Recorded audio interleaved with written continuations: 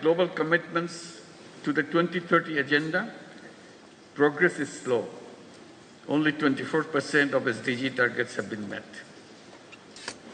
Developing Asian countries face an SDG financial gap of 2.5% to $4 trillion annually.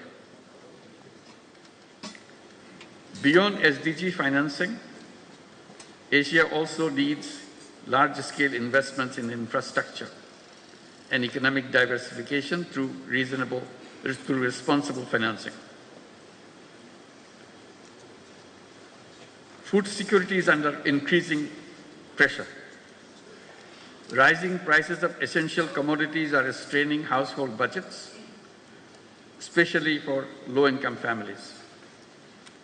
Climate change and natural disasters are exacerbating this crisis. Strengthening food supply chain is essential. Energy security is critical, especially for net importing developing countries. Energy supply disruptions drive inflation, economic instability, and debt distress. We must find sustainable energy solutions and scale up investments in renewables. Investing in health and education is critical and crucial for human capital development. A well-educated, skilled workforce drives economic growth and innovation. Countries that invest in universal healthcare see better economic productivity. Digital education, vocational training must be expanded to equip our youth for the jobs of the future.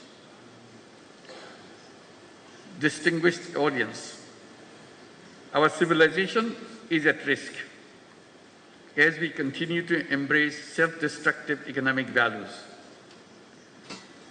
The dominant economic model thrives on limitless consumption. It justifies over-extraction of resources and environmental degradation in the name of growth.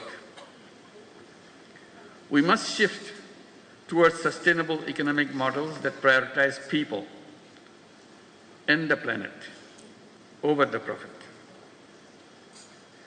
The climate crisis poses an existential threat to humanity. In Asia-Pacific region, climate disaster-related economic losses are already enormous, which is equivalent to $65 billion. Climate-vulnerable countries like Bangladesh are forced to divert resources towards disaster response, limiting investments in productive sectors.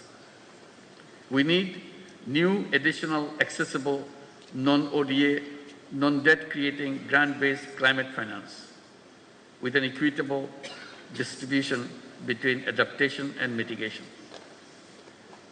Universal access to life-saving medicines and technologies must be guaranteed.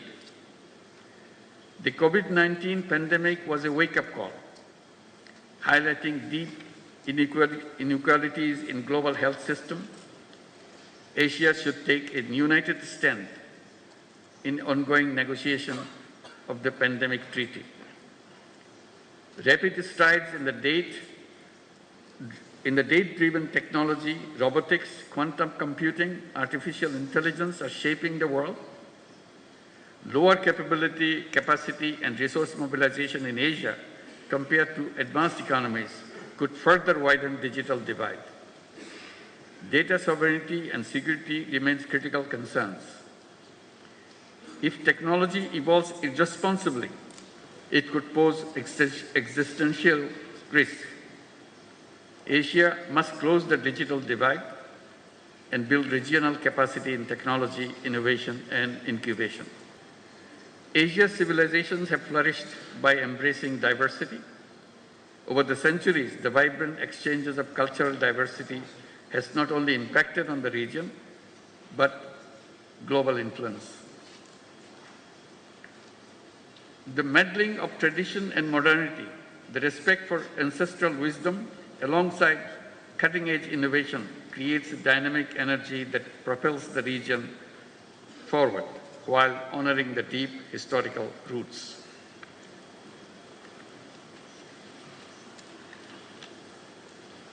Asia's demographic dividend presents immense potential. A growing workforce, particularly young people, can drive innovations and productivity.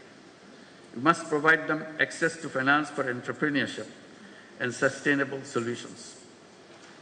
Investing in human capital and in the education system aligned with the evolving global job market will shape Asia's future competitiveness. Women's labor force participation in Asia remains low. Gender gaps persist in leadership and decision-making. We must remove barriers to women economic empowerment and ensure equal access to opportunities. In today's polycrisis world, wars and conflicts erode rights and disrupt economics.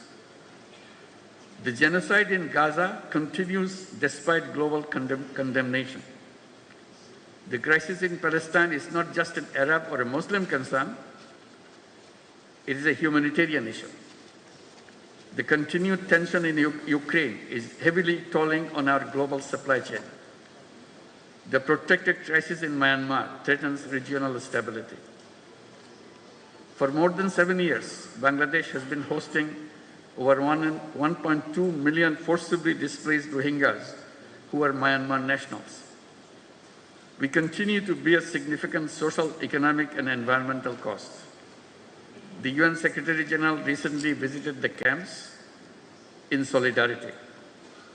While global efforts are drastically shrinking but continuing, Asian leaders must come together to ensure their safe and dignified repatriation to their home country, Myanmar.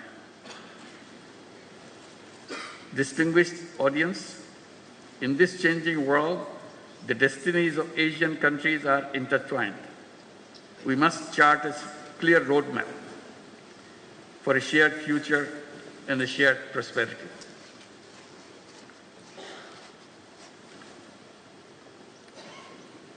First, financial cooperation. Asia must create a sustainable financial mechanism. Regional MDBs and similar institutions should lead this effort. We need reliable funds that address our challenges and meet our growing demands. Second, trade cooperation. Asia remains one of the least integrated regions. This weak integration stifles investment and trade. We must work to boost trade cooperation immediately. Third, food and agricultural cooperation. We must promote resource-efficient farming.